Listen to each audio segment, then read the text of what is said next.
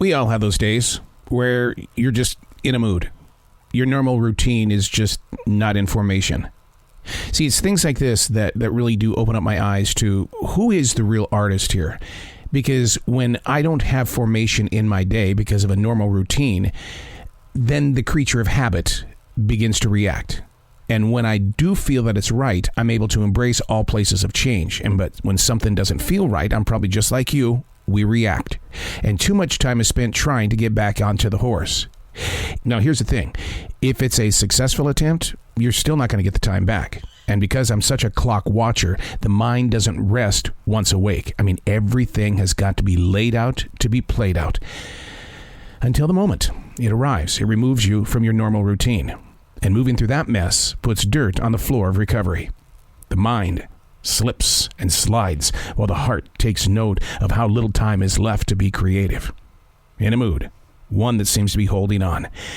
And there are no mirrors to check its identity. Only a writing instrument painting word stains inside a book. Hey, it's Arrow. This is The Daily Mess, a chronological walk through an everyday world. I am a daily writer, and it's identifying that change in the mood and the mindset that helps you get to know who the inner core artist is, that person that you are trying to be in that moment of now. And sometimes you don't show up. You try your hardest that this is what I'm going to be today, and it's like you didn't make it. And it's because we got out of our normal routine. We are creatures of habit, and that's what the Daily Mess is all about, in the way of saying, hey, look, let's be truth-filled and transparent on this page, and let's deal with it. Because if we don't, it's going to happen again and again and again. This is the Daily Mess. That feeling of being blocked in. You been there? Where you just feel like, I can't move. I'm just blocked in. There's nowhere to turn. You can't move forward. You can't move backwards. It's like these invisible walls just keep moving, not outward. They keep moving closer and closer, and your mind wants to collapse. Your sky carries no color. The ideas are almost nothing, which makes writing or just being creative a greater challenge.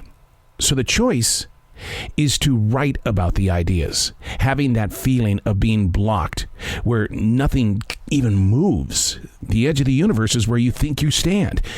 Darkness meeting light. Sight with no sound. Only the voices in your head, with no volume switch to release anything out into the world, because you've got that feeling of being blocked. And so is your personal, real, authentic voice. If the inner core could only speak. You've bumped into people that have said that, right? If you only knew what was moving through my head, okay? You set it up.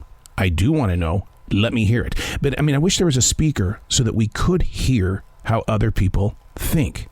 When you get into those moments where you feel like you're being blocked, but you're not being blacked out. You're still present. Your image is there. Your footprint is there. But you got that feeling of your shadow no longer following you. It's too easy to ask why. I'll make up an answer, and I'll base it on truth. I'm blocked in, and I can't get out. Been there? How do you get out? What do you do? Do you write? Do you go take your bad energy and give it to somebody else? We've done that with coworkers, where it's like you're not feeling too good, so you go hang out with somebody, and then you just transfer the bad power to them, and then all of a sudden your Debbie Downer moment isn't with you. You gave it away. But what would happen if you went face to face with your own moment of being blocked, but not blacked out? Blocked, but not blacked out. Two different things. You feel like you're just so tight, and it affects your mood, and it's really because your normal routine is just shot, and that's what happens, is that you're all of a sudden doing something different because as a creature of habit, you have to sit there and go or it's going to go. So when the walls are coming in, I use writing as a tool to get myself out, and when it's difficult, then I write about being blocked in, but not blacked out. I'm Arrow, and that's The Daily Mess.